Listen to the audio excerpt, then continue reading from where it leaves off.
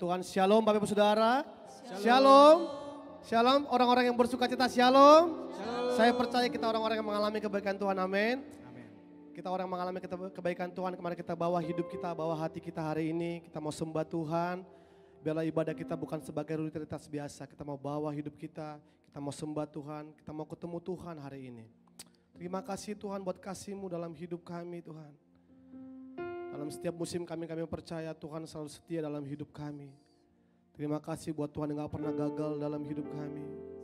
Kami orang-orang yang bersyukur dan bangga punya Allah seperti Engkau Tuhan. Kau menyertai hidup kami Tuhan. Terima kasih buat pagi ini Tuhan kami boleh ada di rumah Tuhan. Kami mau bawa hidup kami mau sembah Tuhan lewat setiap ibadah kami pada hari ini Tuhan. Yang percaya Tuhan hadirat-Mu turun, kemuliaan-Mu turun di tempat ini. Nah kami percaya Tuhan saat hadirat Tuhan turun, yang sakit disembuhkan, yang lemah Tuhan kuatkan, yang berbeban berat Tuhan beri kelegaan, sehingga kami pada saat ini kami bisa berjumpa dengan Tuhan. Karena kami tahu orang-orang yang berjumpa dengan Tuhan tidak akan pernah dikecewakan. Terima kasih Bapa, dalam nama Yesus kami mulai ibadah kami ini. Haleluya, amin. Mari bawa penyembahan bagi Tuhan. Terima kasih Tuhan, terima kasih. Terima kasih Tuhan. Haleluya. Betapa dahsyat Engkau Tuhan, pencipta segala yang ada, dulu sekarang sampai selamanya. Hanya Engkau Tuhan, tak terselami pikiran-Mu, tak terlubur panjang setia-Mu, dulu sekarang sampai selamanya. Hanya Engkau Tuhan, ku sembah Engkau Yesus, hanya Engkau Allah di hidupku, tiada yang lain, hanya Kau Tuhan selamanya, Kau tetap Allah walau dunia semua bergoncang, tak tergoyahkan, Kau tetap Kasih tepuk tangan yang terbaik buat Tuhan kita. Kau tetap Allah dalam hidup kami Tuhan. Betapa dahsyat Engkau Tuhan. Amin.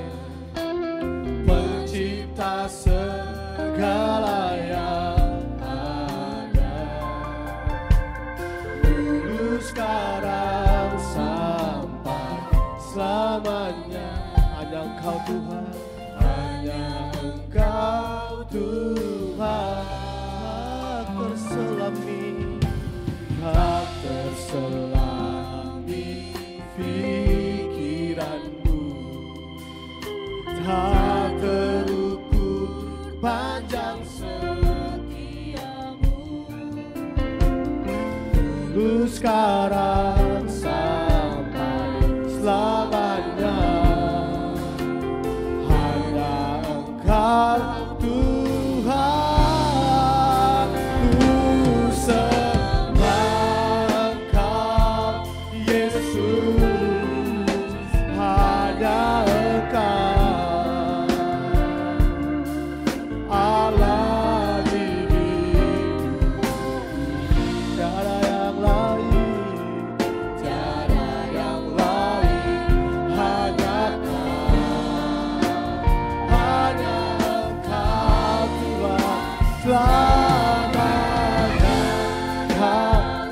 tetap Allah, walau dunia semua bergoncang, tak tergoyahkan, Kau tetap Allah. Sembah Kau Tuhan, kami sembah Kau Tuhan. Hanya Engkau Allah di hidupku.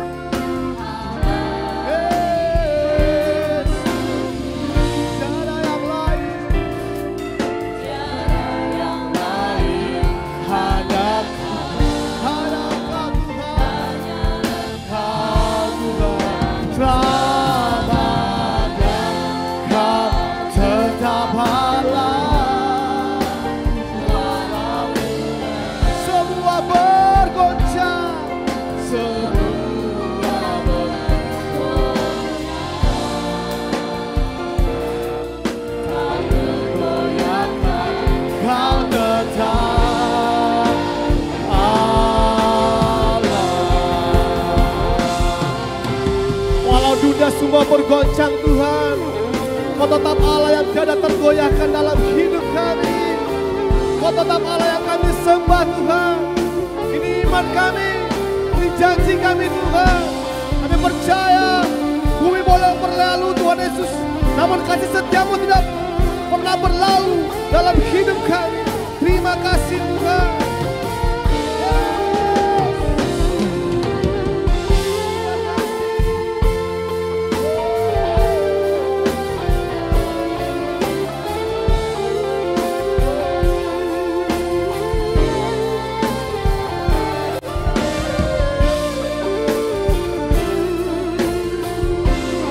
Mari sembah Tuhan lebih lagi, katakan, ku sembah Kau Tuhan.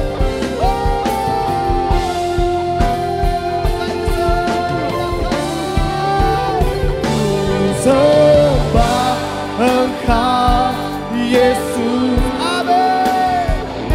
Hanya Kau Tuhan, Allah di hidupku.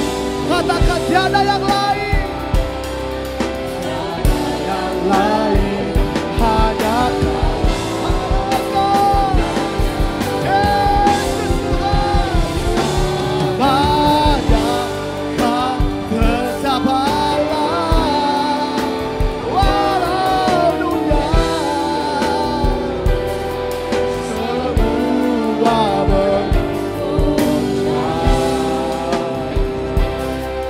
tak tergoyahkan, Kau tetap Allah. Kau tetap Allah. Kau tetap Allah. Mari sembah Tuhan. Terima kasih Tuhan. Terima kasih. Kau tetap Allah yang tiada tergoncangkan, tiada tergoyahkan. Kasih setiamu Tuhan. Terima kasih buat kebaikan-Mu. Kau layak disembah pujian dan dahsyat-Mu melampaui segalanya Tuhan. Kami bersyukur Bangga memiliki Tuhan, Allah yang besar, Allah yang luar biasa.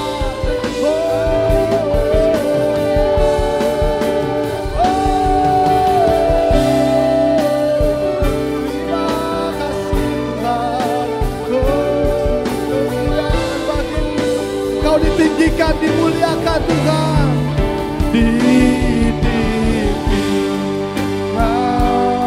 Ditinggikan, ditinggikan Yesus Tuhan, Yesus Tuhan. Kau Raja, ya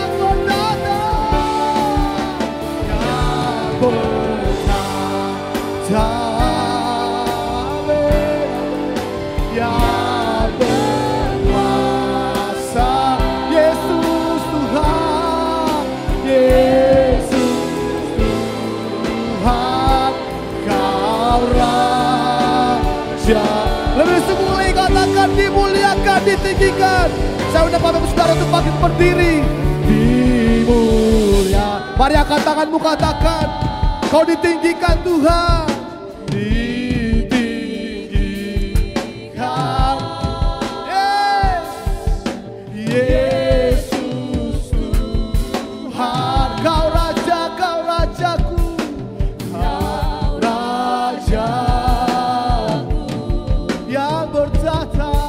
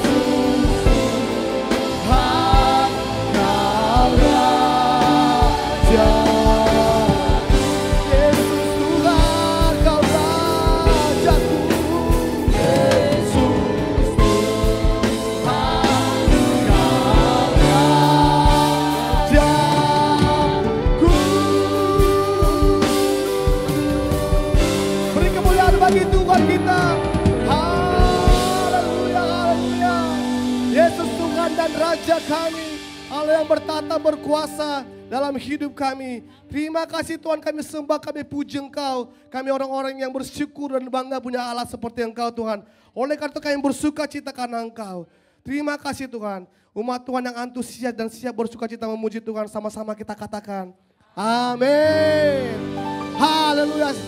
Saya percaya kita orang-orang yang mengalami kebaikan Tuhan dalam musim-musim hidup kita. Amin. Orang-orang yang mengalami kebaikan Tuhan, katakan kanan kirinya, Tuhan Yesus baik. Tuhan Yesus baik. Terima kasih Tuhan. Haleluya. Come on. Kau terbesar dan mulia,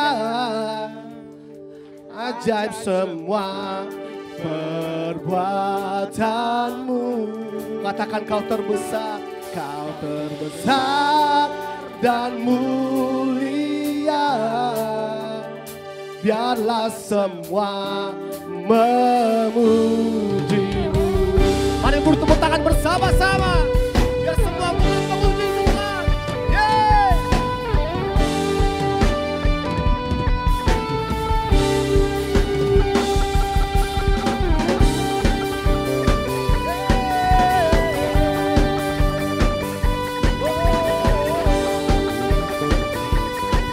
Mari bersama katakan,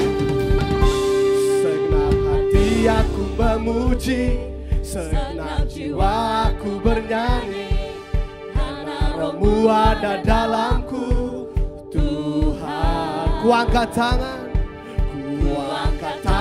ku memuji, ku angkat suara dan menyanyi. Karena apa? Karena Roh-Mu ada dalamku, Tuhan. Mari menari memuji, mari menari memuji. Are you ready? Come on! Kau terbesar dan mulia, ajaib semua perbuatanmu. Terbesar mulia, kau terbesar dan mulia, biarlah semua memujimu. Tepuk tangan bersama-sama. Yes, kau terbesar mulia Tuhan.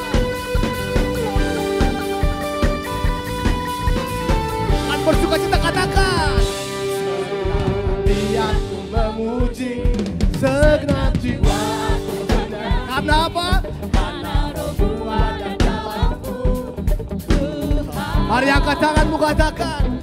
Ku angkat tanganku memuji, ku angkat suara dan bernyanyi. Karena Roh-Mu ada dalamku.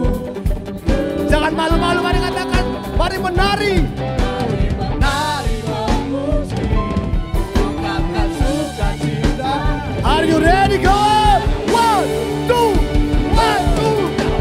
Sayangku, come on.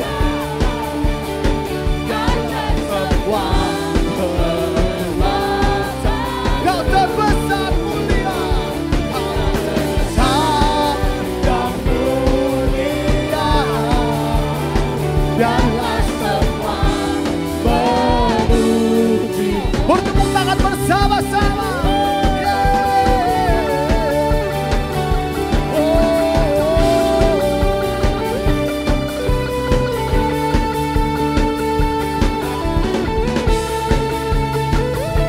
Mari bersama katakan lagi. Come on. Kau terbesar dan mulia. Ajaib semua perbuatanmu. Kau terbesar. Kau terbesar dan mulia. Biarlah semua memuji. Kau terbesar dan mulia. Kau terbesar dan mulia.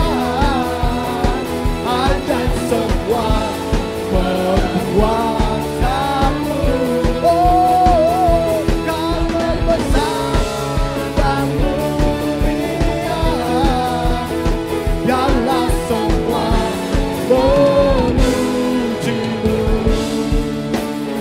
Biarlah semua memujimu. Biarlah semua memujimu. Yes, terima kasih Tuhan. Biar semua mulut memujimu Tuhan. Terima kasih. Sorakan haleluya. Haleluya. Masih antusias memuji Tuhan, amin. Come on. Bertepuk tangan bersama-sama.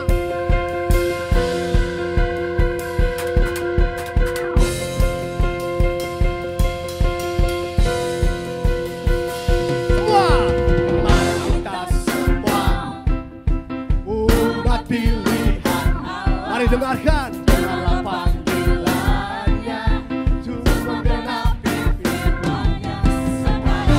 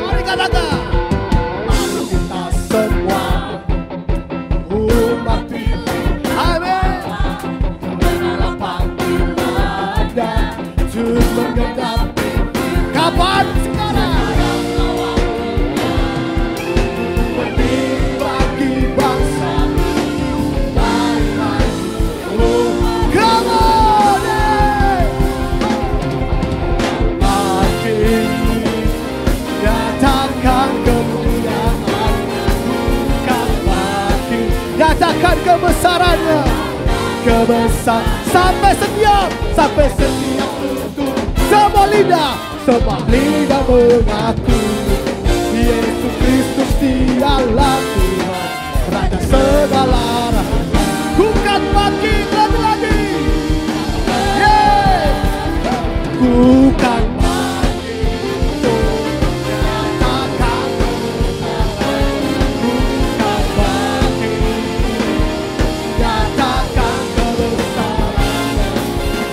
setiap tutur berseru, lidah mengaku Yesus Kristus dialah Tuhan, Raja segala raja.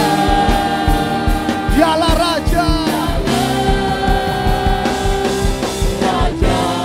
dialah Tuhan,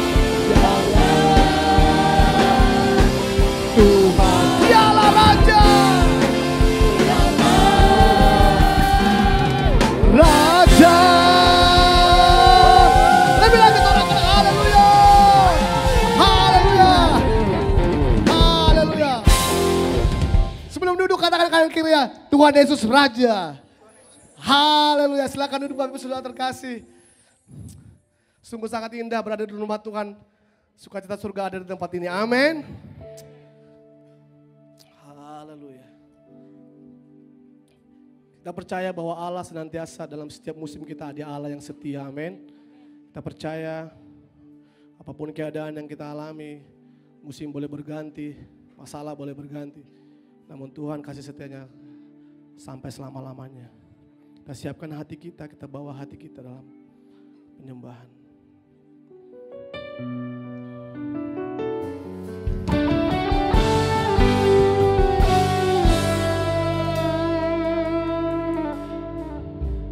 Semusim berlalu, namun Kau selalu peliharaku. Kasih dan setiamu tak pernah layu di hidupku. Lebih luas dari samudra kebaikan-Mu Bapa takkan habis di hidupku. Lebih tinggi dari cakrawala, tak terbatas kasih-Mu.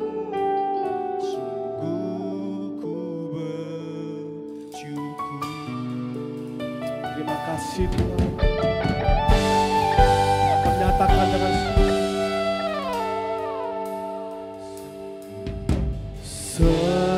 semusim berlalu, namun Kau selalu pelihara. Kasih dan setia-Mu tak pernah layu di hidup. Semusim berlalu,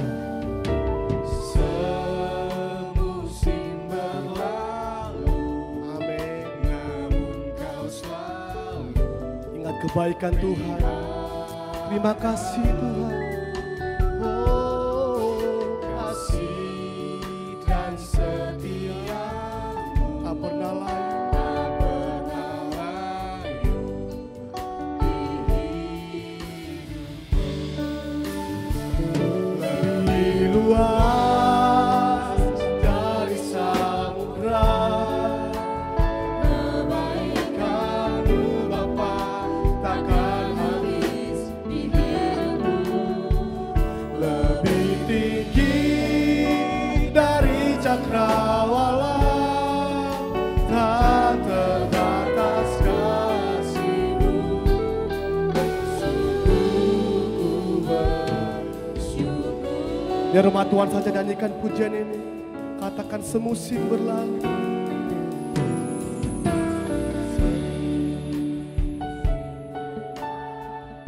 Amin.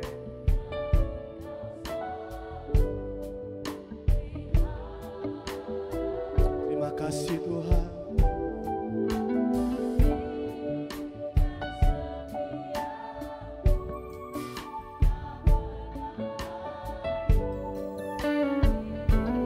Sekali lagi umat Tuhan, saja semusim berlalu Tuhan.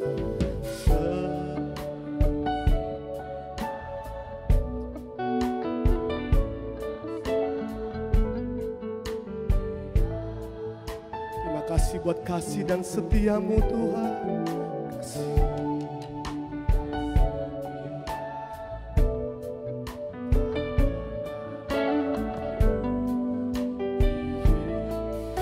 Bersama katakan lebih luas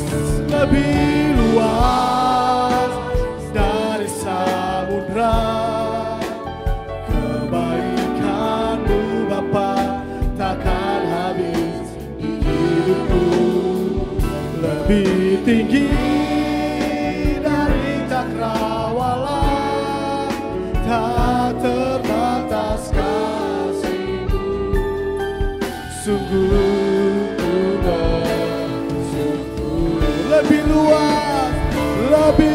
luas dari samudra. Terima kasih Tuhan. Lebih tinggi dari cakrawala, tak terbatas kasih-Mu.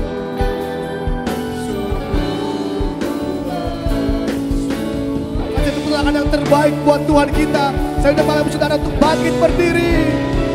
Lebih luas dari samudra. Amin. Kebaikan-Mu Tuhan gak pernah habis di hidup kami. Lebih tinggi dari cakrawala, tak terbatas kasih-Mu. Lebih luas dari samudra. Kebaikan-Mu Tuhan gak pernah habis dalam hidup kami. Dari cakrawala, Tak terbatas kasih-Mu. Yang mengalami kebaikan Tuhan lebih lagi katakan, mari angkat kedua tangan, mari terima kebaikan Tuhan.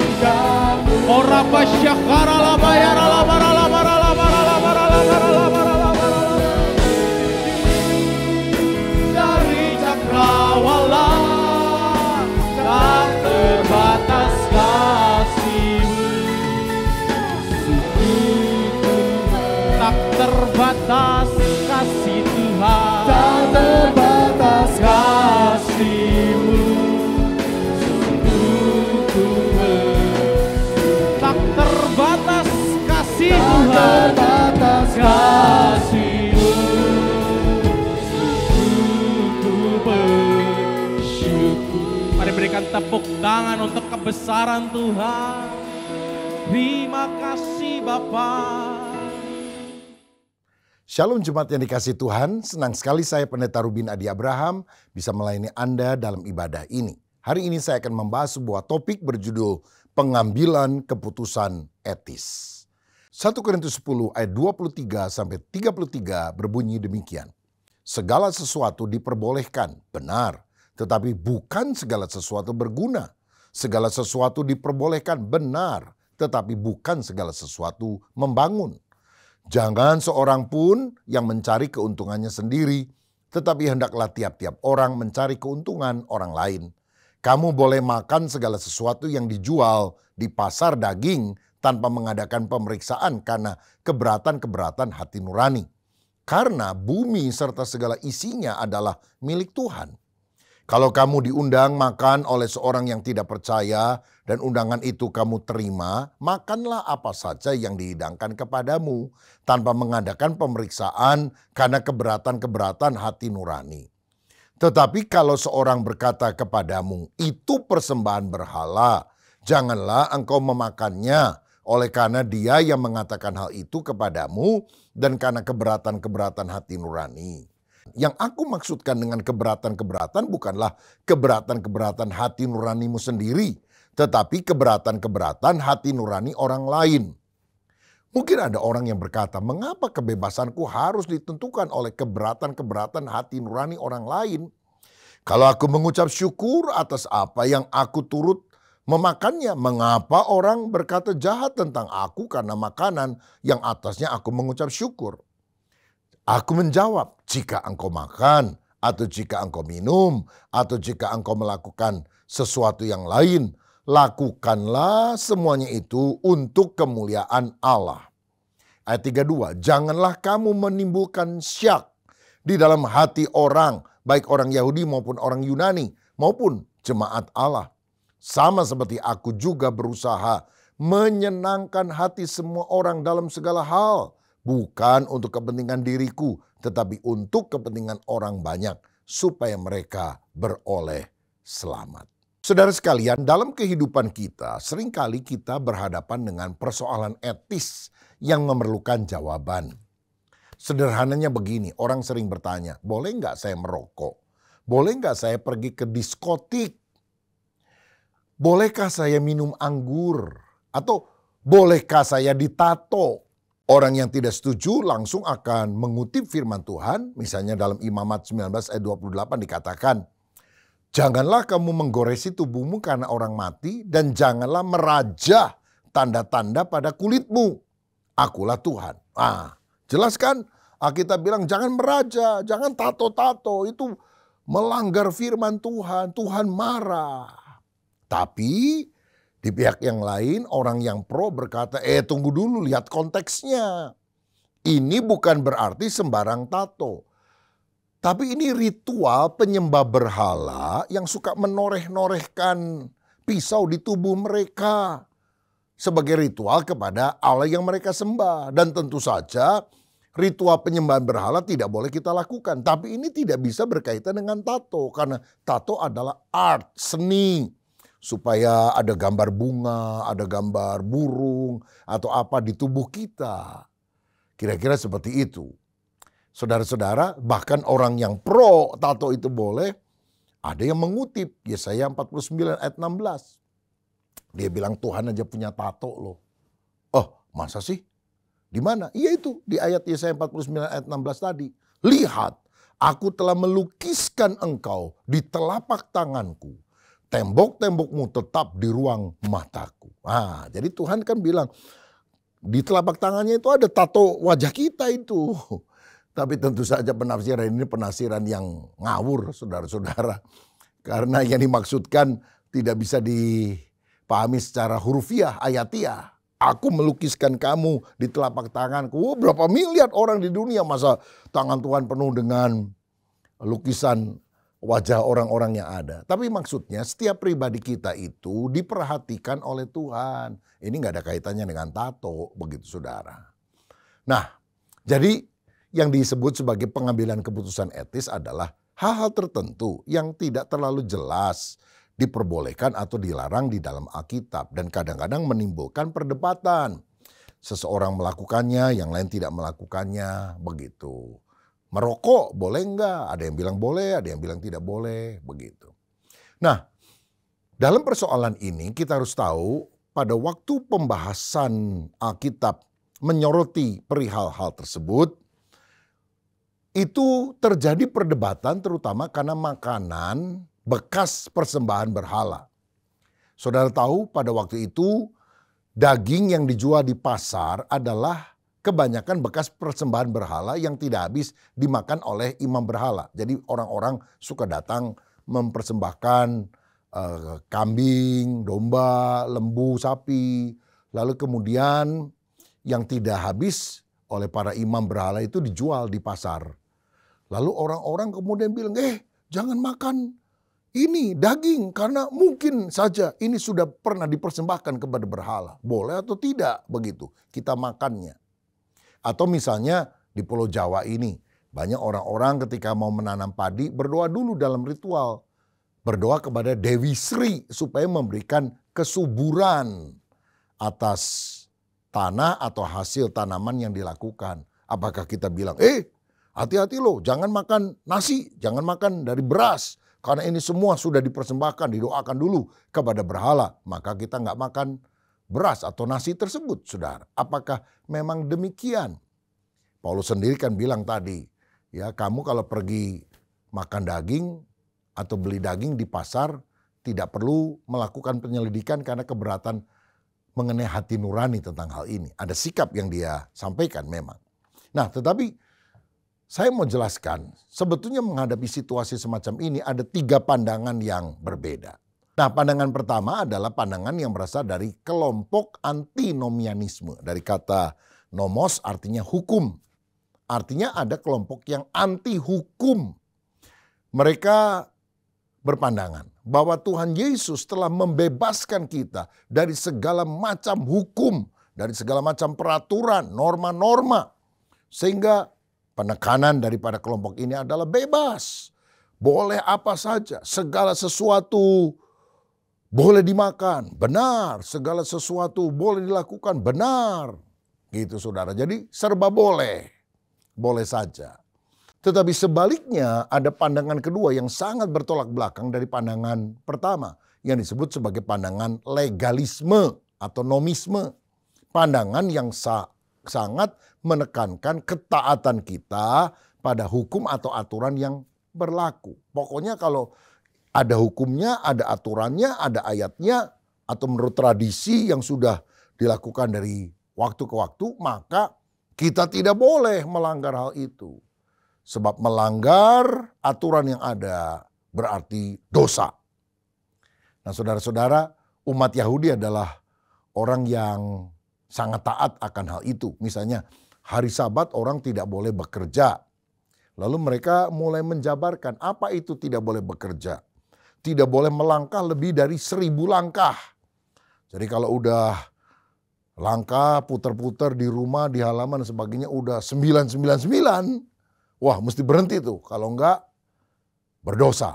Tidak taat akan hukum dosa. Taat akan mendapatkan pahala. Nah kalau kita lihat dalam Kisah Rasul 15 ayat 20 ketika ada perdebatan ya. Apakah orang non-Yahudi kalau menjadi Kristen harus diyahudikan dulu. Dan setelah para rasul bersidang, berdebat, akhirnya mereka mengambil keputusan tidak perlu diyahudikan dulu. Tetapi karena orang-orang Yahudi itu sangat sensitif kepada beberapa hal, maka orang Yahudi meminta supaya orang Yunani, orang Romawi kalau bertobat, nggak usah ikuti tradisi Yahudi, tapi ada 4 hal ini nih yang harus dilakukan supaya tidak mengganggu hati nurani orang Yahudi. Apa itu? Dikatakan Kisah 15 ayat 20, tetapi kita harus menulis surat kepada mereka supaya mereka menjauhkan diri dari 1, makanan yang telah dicemarkan berhala-berhala, 2, dari percabulan, 3, dari daging binatang yang mati dicekik, dan yang 4, dari darah. Jadi kalau kita lihat dari tradisi Yahudi yang memegang Taurat, aturan yang ada, maka kemudian kita melihat tidak boleh makan daging yang telah dipersembahkan kepada berhala. Karena kebebasan Kristen kemudian tampaknya menjadi tidak ada lagi, yang penting adalah hukum yang ada. Nah tapi kita harus tahu saudara, dalam konteks di mana sekarang kita tidak lagi bersentuhan dengan orang-orang Yahudi secara langsung, apalagi kalau Indonesia ini kan jauh dari Israel, maka tentu saja konteksnya berbeda tentang hal ini. Dan kita juga perlu memiliki pandangan yang lebih tepat. Nah yang ketiga yang kita akan soroti adalah pendapat Alkitab. Ini yang kemudian disampaikan oleh Rasul Paulus di dalam perikop yang tadi sudah kita baca cukup panjang. Pendapat ini lebih moderat, tidak ekstrim. Karena di satu pihak berpegang pada kebebasan Kristen. Kristus telah memerdekakan kita dari hukum Taurat. Dan penekanannya adalah kita diselamatkan bukan karena mentaati hukum atau peraturan. Kita selamat karena anugerah Tuhan Yesus Kristus. Maka segala sesuatu diperbolehkan, kata Paulus dalam ayat yang ke-23 tadi. Yesus juga pernah ngomong dalam Matius 15 ayat 11. Dengar dan camkanlah, bukan yang masuk ke dalam mulut yang menajiskan orang, melainkan yang keluar dari mulut itulah yang menajiskan orang. Jadi kalau di perjanjian lama kan babi haram. Kalau di perjanjian baru Tuhan bilang yang masuk itu tidak menajiskan. Yang menajiskan adalah apa yang keluar. Anda makan babi, asal jangan banyak-banyak lah. Halal. Tapi maki orang, babi lu. Wah haram itu saudara. Karena itu dari hati yang marah, angkara murka. Nah jadi ini hal yang kita perlu pahami. Namun walaupun segala sesuatu diperbolehkan, prinsip kebebasan ini tidak bisa dipisahkan dari prinsip kasih. Karena kebebasan Kristen adalah kebebasan di dalam kasih. Dan kasih itu mempertimbangkan setidaknya dua patokan ini. Yang pertama, apakah hal itu bermanfaat baik bagi diri kita maupun bagi orang lain. Yang kedua, apakah hal itu membangun jemaat sehingga nama Tuhan dipermuliakan. Jadi waktu kita melakukan sesuatu jangan hanya mikir diri kita. Tapi apakah ini menjadikan orang tersandung, menjadi syak. Kok orang Kristen gitu ya? Nah saudara-saudara, jika itu dirasa tidak bermanfaat atau juga meruntuhkan iman seseorang, tidak mempermuliakan nama Tuhan, ya jangan. Nah kita harus sadar bahwa Alkitab itu bukan kitab KUHP, kitab undang-undang hukum pidana. Dengan segala macam larangan-larangan yang ada. Bukan demikian. Misalnya kita lihat dilarang merokok. Ya, di Alkitab kan nggak ada tulisan dilarang merokok. Di pom bensin ada saudara sekalian. Walaupun di Alkitab ada ayat yang berkata tubuhmu adalah bait Roh Kudus. Maka kemudian orang berpikir kalau kita bait Roh Kudus jangan dicemari. Nah jadi kita perlu tanya, apakah berguna yang saya lakukan ini bagi diri saya dan bagi orang lain? Ataukah merugikan? Jadi kita kalau menjadi orang Kristen mesti mikirnya bukan boleh nggak? Ini boleh, ini tidak, ini boleh, ini tidak. Maka kita jatuh pada belenggu legalisme. Nah sekarang bagaimana kita bisa membuat keputusan supaya tetap punya norma kebebasan Kristen, tetapi juga tidak lepas dari hukum atau peraturan perintah Tuhan. Maka sebagai pedomannya ada 3 perkara yang dapat kita tanyakan untuk menentukan apakah suatu tindakan atau pemikiran itu berdosa atau tidak. Boleh nggak merokok, boleh nggak minum anggur, boleh nggak ditato, bolehkah makan daging yang pernah dipersembahkan kepada berhala, begitu. Maka 3 perkara ini kita perlu pikir matang-matang. Pertama, apakah menurut Alkitab itu adalah dosa? Jika jelas-jelas dilarang oleh Tuhan, ya kita hindari. Misalnya di dalam Alkitab ada the 10 commandments, 10 perintah Allah. Yang berkata jangan ada ilah lain, jangan membuat patung untuk disembah, jangan menyebut nama Tuhan dengan sia-sia, hormatilah hari Sabat. Kemudian hormatilah ayahmu dan ibumu, jangan membunuh, jangan berzina, jangan mencuri, jangan berdusta, dan jangan menginginkan milik sesamamu. Nah jika kita tahu bahwa 10 perintah telah melarang hal-hal tersebut, maka kita tidak boleh melakukan hal tersebut. Karena hal itu akan melanggar firman Tuhan. Selanjutnya dalam 1 Korintus pasal 6 ayat 9 dan 10, Alkitab berkata demikian.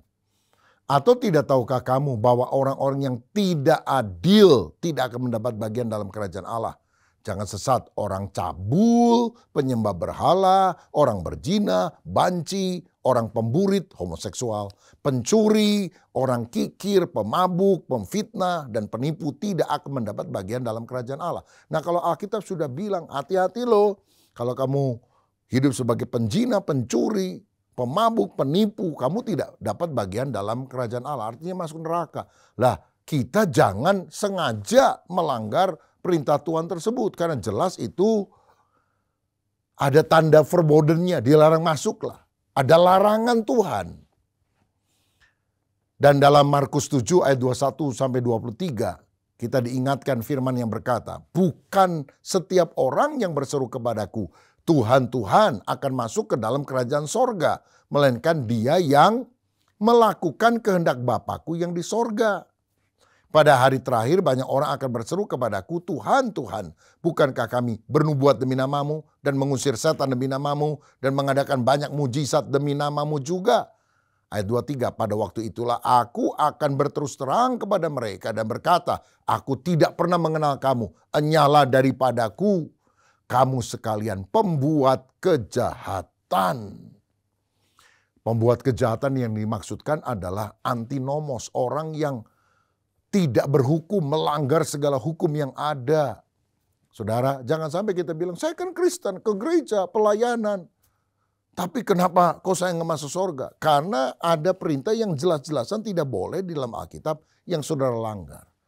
Dan kalau ada di antara kita yang seperti itu, bertobatlah, berbaliklah kepada Tuhan. Supaya dosa kita diampuni dan kita tidak dihukum oleh Tuhan.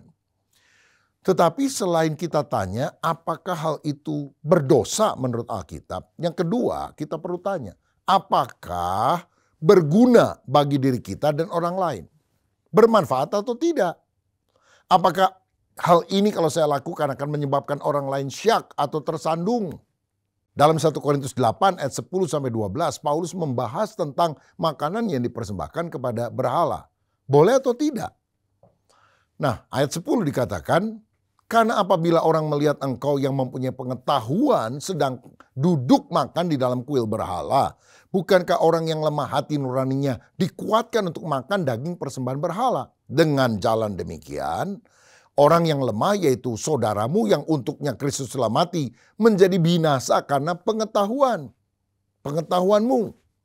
Jika engkau secara demikian berdosa terhadap saudara-saudaramu dan melukai hati nurani mereka yang lemah, engkau pada hakikatnya berdosa terhadap Kristus.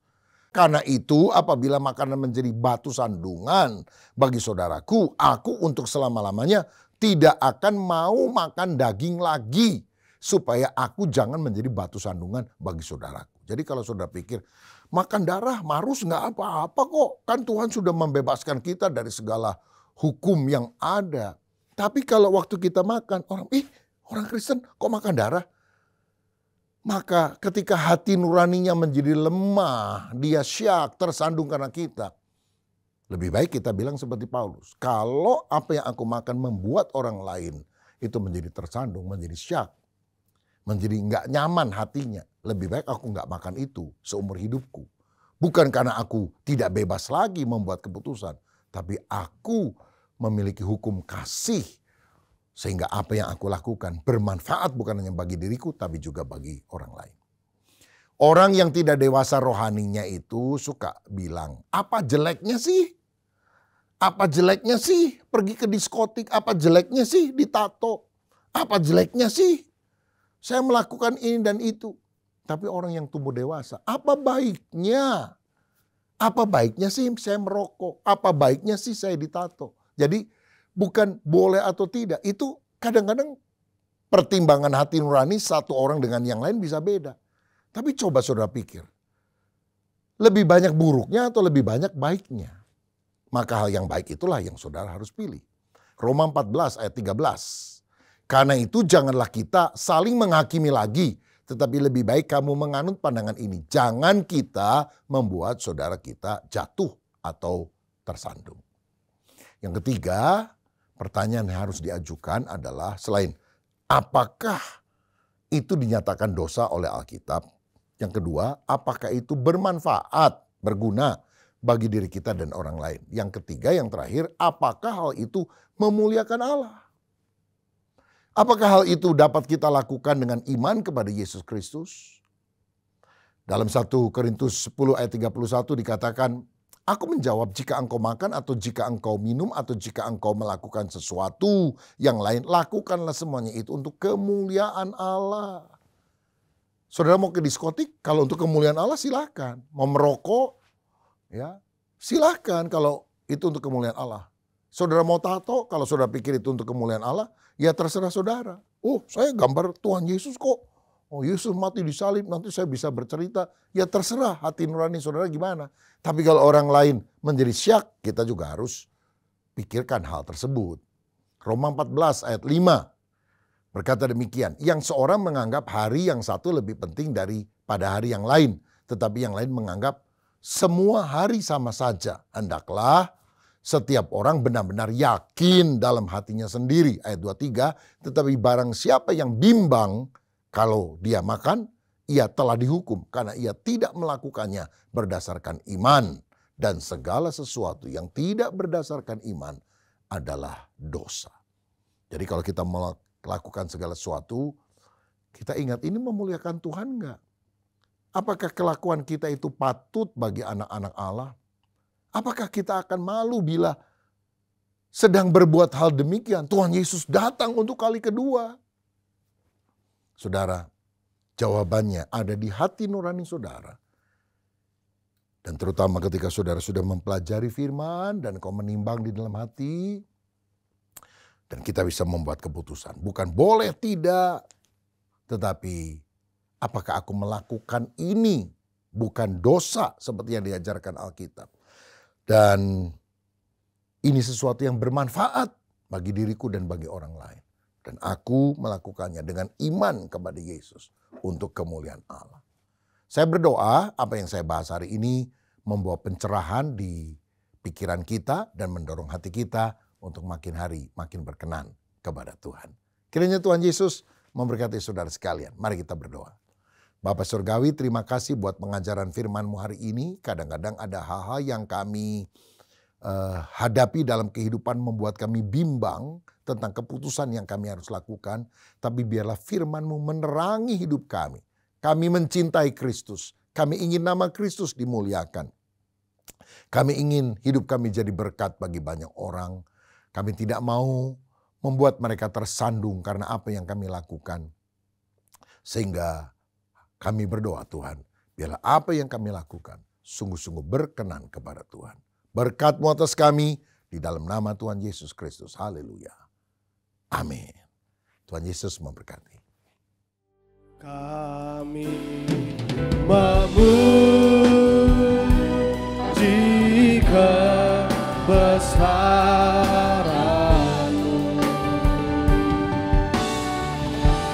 ajaib-Mu,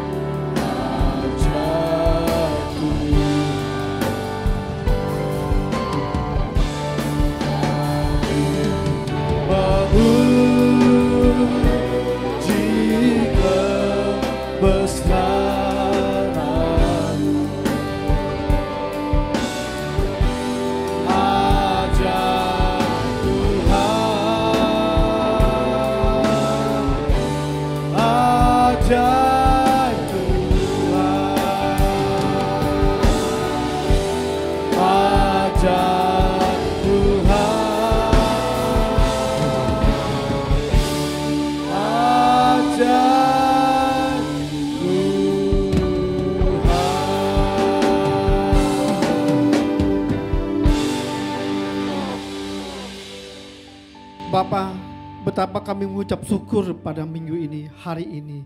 Kami telah usai kebaktian kami. Kami sangat yakin Roh Allah ada di tengah-tengah kami. Menguatkan kami, menyembuhkan kami, dan melepaskan kami dari beban berat. Kiranya Roh Tuhan selalu menuntun hidup kami, dimanapun kami berada, di lingkungan kami. Terima kasih Tuhan untuk firman yang telah ditaburkan. Kiranya mampukan kami para orang tua untuk mendidik generasi-generasi berikutnya. Supaya mereka kuat dan tabah menghidupi kehidupan ini. Bapa, terima kasih untuk firman telah ditaburkan Pak Adlin. Berkati beliau, sempurnakan beliau. Kiranya segenap senjata Allah dilimpahkan baginya. Supaya ia lebih disempurnakan lagi dalam pelayanannya. Kami juga bersyukur Tuhan untuk Indonesia ini. Negeri yang kami tinggali, berkati lautnya, berkati hutannya, berkati masyarakatnya. Kiranya ada kedamaian di Indonesia ini. Demikian juga Pak Prabowo yang telah melantik semua jajaran menterinya. Kiranya pakai mereka untuk takut akan Tuhan. Kiranya mereka juga taat akan hukum, sehingga ada keadilan ditegakkan di sini dan masyarakat dapat disejahterakan. Bapak, Kami juga berdoa untuk Pak Julius, Pak Robin, Pak Suito, Pak Roni di tempat ini Tuhan. Pakai mereka untuk lebih hari, lebih baik lagi. Menjadi teladan, kita jauhkan mereka dari jebakan dosa. Tapi Tuhan kuatkan mereka untuk selalu dipakai dan diperlengkapi dengan senjata Allah. Untuk kuat dan menghadapi tantangan ini. Membina semua umat-umat Tuhan. Terima kasih Tuhan, kami sebentar akan kembali ke rumah kami masing-masing. Tuhan berkati perjalanan kami sampai dan tiba di rumah. Tidak berkurang satu apapun, berkumpul dengan seluruh anggota keluarga. Terima kasih Tuhan. Di dalam nama Tuhan Yesus Kristus, kami telah berdoa dan kami yakin, kami percaya akan hari ini, akan ibadah dan kekuatannya. Bapa, kami mendengar, mau menerima berkat dari Tuhan.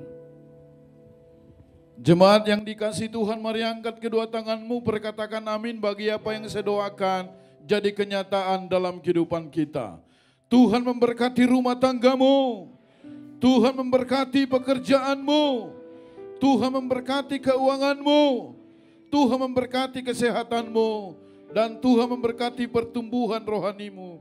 Sekarang pulanglah, terimalah berkat daripada Allah Bapa, cinta kasih dalam Tuhan Yesus Kristus, dan melalui persekutuan yang indah dalam kuat kuasa Roh Kudus, tinggal tetap menyertai kita mulai siang hari ini sampai Maranatha. Yesus Kristus datang pada kali yang kedua, menjemput kita di awan-awan yang permai. Yang percaya dan sudah diberkati Tuhan, mari katakan bersama, amin. Besar anugerah-Mu, melimpah kasih-Mu, semakin hari semakin bertambah. Besar anugerah-Mu, semakin hari semakin bertambah. Besar anugerah-Mu.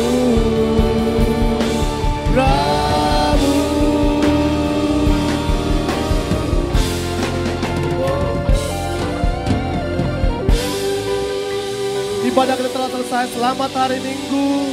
Tuhan Yesus memberkati.